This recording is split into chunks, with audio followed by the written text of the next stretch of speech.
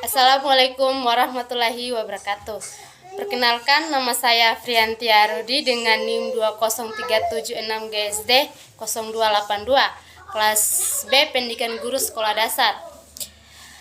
Oke, pada video ini di sini saya akan menjelaskan beberapa materi terkait inovasi pendidikan. Pengertian inovasi pendidikan adalah inovasi pembaruan dalam bidang pendidikan atau inovasi yang dilakukan untuk memecahkan masalah-masalah pendidikan. Inovasi pendidikan ini merupakan suatu ide, barang, metode yang dirasakan atau diamati sebagai hal baru bagi seseorang atau sekelompok orang, baik masyarakat, baik berupa hasil fans yang baru atau discovery, mengubah yang lama yang digunakan untuk mencapai tujuan pendidikan atau memecahkan masalah-masalah pendidikan. Kedua, tujuan inovasi pendidikan. Secara lebih terperinci, maksud diadakannya inovasi pendidikan adalah sebagai tanggapan baru terhadap masalah-masalah pendidikan, di mana tugas inovasi atau pembaruan pendidikan yang utama adalah memecahkan masalah-masalah yang dijumpai dalam dunia pendidikan dengan cara inovatif. Ketiga, sasaran inovasi pendidikan.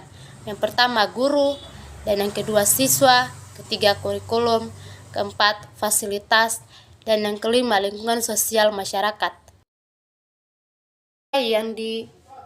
Masalah-masalah yang menuntut diadakannya inovasi. Yang pertama, perkembangan iptek. Kedua, pertambahan penduduk. Ketiga, meningkatnya animo masyarakat memperoleh pendidikan yang lebih baik. Kelima, bentuk-bentuk inovasi pendidikan. Bottom model. Bottom model yaitu inovasi pendidikan yang diciptakan oleh pihak tertentu sebagai pimpinan, atasan yang diterapkan kepada bawahan. Seperti halnya inovasi pendidikan yang dilakukan oleh Kemendiknas dan Kemenang selama ini. Kedua, bottom model. Bottom model adalah model inovasi dan hasil ciptaan dari bawah serta dilaksanakan sebagai upaya meningkatkan penyelenggaraan dan mutu pendidikan. Model inovasi yang diciptakan berdasarkan ide, pikiran, kreasi, dan inisiatif dari sekolah, guru atau masyarakat yang umumnya disebut model bottom innovation. Masuk pada karakteristik inovasi pendidikan. Karakteristik inovasi pendidikan. Yang pertama, keuntungan relatif. Yang kedua, kompatibel atau compatibility. Ketiga, kompleksitas atau complexity. Dan yang keempat, reliabilitas atau reliability. Dan yang kelima, dapat diamati atau observability.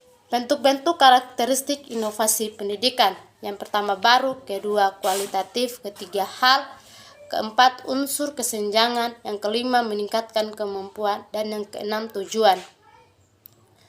Faktor-faktor yang mempengaruhi inovasi pendidikan. Yang pertama, faktor yang ada dalam sistem pendidikan.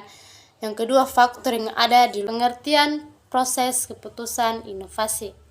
Proses keputusan inovasi ialah proses yang dialami individu, unit pengambilan keputusan yang lain. Mulai dari pertama tahu adanya inovasi, dilanjutkan dengan keputusan menerima atau menolak inovasi, implementasi inovasi, dan konfirmasi terhadap keputusan inovasi yang telah diambil. Tahap proses keputusan inovasi. Tahap proses keputusan inovasi. Yang pertama, tahap pengetahuan. Yang kedua, tahap rujukan. Yang ketiga, tahap keputusan. Yang keempat, tahap implementasi. Dan yang kelima, tahap konfirmasi. Tipe-tipe keputusan inovasi. Yang pertama, keputusan inovasi opsional. Yang kedua, keputusan inovasi kolektif. Dan yang ketiga, keputusan inovasi otoritas. Keempat, keputusan inovasi kontingensi. Lanjut pada strategi inovasi pendidikan. Pengertian strategi inovasi pendidikan menurut Syafarudin merupakan salah satu faktor yang ikut menentukan keberhasilan dan efektivitas perubahan sosial, tergantung pada ketepatan penggunaan strategi. Untuk dapat memilih suatu strategi yang tepat bukanlah suatu hal yang mudah. Macam-macam strategi inovasi pendidikan. Yang pertama, strategi fasilitatif. Kedua, strategi pendidikan. Ketiga, strategi persuasif. Keempat, strategi paksaan. Strategi fasilitatif merupakan pelaksanaan program perubahan sosial yang di dalamnya lebih mengutamakan penyediaan fasilitas. Yang kedua, strategi pendidikan. Strategi pendidikan digunakan untuk mencapai tujuan perubahan sosial dengan cara menyampaikan fakta yang terjadi dengan maksud orang akan menggunakan fakta atau informasi untuk menentukan tindakan yang akan dilakukan.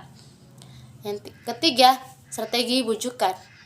Program perubahan sosial dengan menggunakan strategi bujukan atau persuasif yang artinya untuk mencapai tujuan perubahan sosial dengan cara membujuk atau merayu agar sasaran lebih mau mengikuti perubahan sosial yang direncanakan. Yang keempat, strategi paksaan. Pelaksanaan program perubahan sosial dengan menggunakan strategi paksaan yang artinya dengan cara memaksa klien atau sasaran perubahan untuk mencapai tujuan perubahan. Apa yang dipaksa merupakan bentuk dari hasil target yang diharapkan.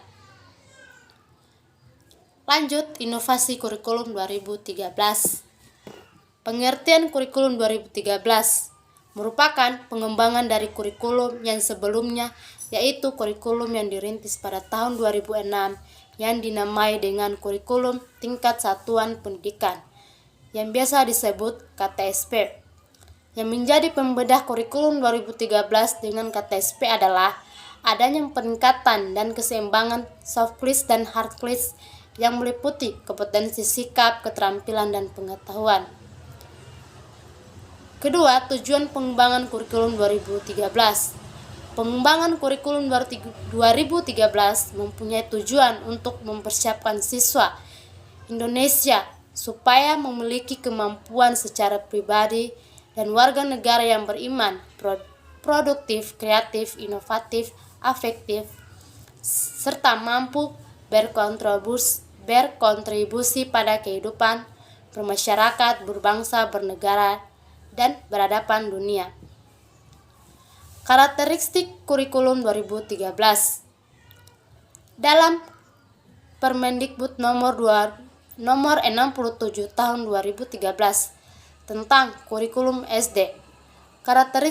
Karakteristik kurikulum 2013 yaitu pengembangan keseimbangan antara pengembangan sikap, spiritual, dan sosial, rasa ingin tahu, kreativitas, kerjasama, dan kemampuan intelektual dan psikomotorik.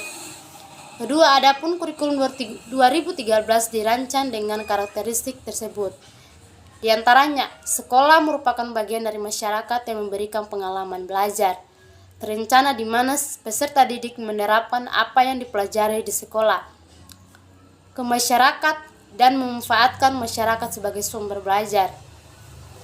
Mengembangkan sikap, pengetahuan, dan keterampilan serta menerapkan dalam berbagai situasi di sekolah dan masyarakat. Di dalam kurikulum 2013 terdapat kelebihan dan kelemahan. Kelebihan yang pertama, lebih menekankan kepada pendidikan karakter. Kedua, memungkinkan siswa lebih aktif, inovatif, dan kreatif. Yang ketiga, lebih responsif terhadap fenomena yang ada. Proses penilaian dilakukan dari semua aspek. Lembaga memperoleh pendampingan dari pusat, mendorong guru untuk semakin kreatif sebagai fasilitator pembelajaran. Penyediaan fasilitas belajar semakin efisien. Kelemahannya, guru tidak dilibatkan dalam pembuatan kurikulum 2013. Banyak sekolah yang masih menerapkan KBM konvensional. Banyaknya guru yang belum memiliki kesiapan mental. Guru banyak salah paham sehingga kurang memberikan penjelasan. Dalam menyusun RPP, guru kurang kreatif. Materi yang wajib dikuasai oleh siswa terlalu banyak. Sekolah kurang mandiri di dalam menyikapi kurikulum yang ada. Inovasi kurikulum berbasis masyarakat.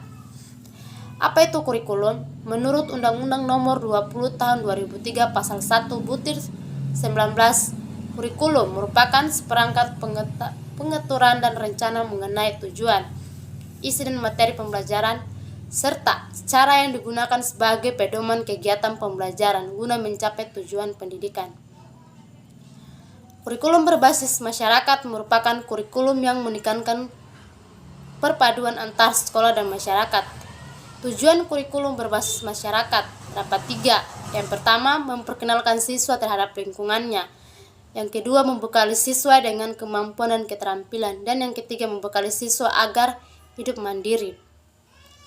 Karakteristik pembelajaran pada kurikulum berbasis masyarakat. Yang pertama, karakteristik pembelajaran, dan kedua, karakteristik materi pembelajaran. Yang ketiga, kegiatan siswa dan guru. Keempat, penilaian. Beberapa karakteristik lain. Yang pertama, kurikulum bersifat realistik. Yang kedua, menumbuhkan kerjasama dan integrasi antar sekolah dan masyarakat. Yang ketiga, memberikan kesempatan belajar luas pada siswa secara aktif dan inovatif. Keempat, membantu siswa agar mampu berperan dalam kehidupan masyarakat. Dan yang kelima, menyediakan sumber belajar yang berasal dari masyarakat. Lanjut pada materi inovasi kurikulum berbasis keterpaduan. Pengertian kurikulum berbasis keterpaduan. Kurikulum berbasis keterpaduan adalah organisasi kurikulum secara terpadu, suatu bentuk kurikulum yang menyediakan batas-batas antara berbagai mata pelajaran dan menyajikan bahan pelajaran dalam bentuk unit atau keseluruhan. Karakteristik kurikulum berbasis keterpaduan. Yang pertama, ciri-ciri bentuk organisasi kurikulum terpadu, integrated kurikulum. Yang kedua, keunggulan atau manfaat kurikulum terpadu. Model-model kurikulum terpadu. Keterhubungan, laba-laba, keterpaduan. Prinsip dan strategi serta model pembelajaran kuantum.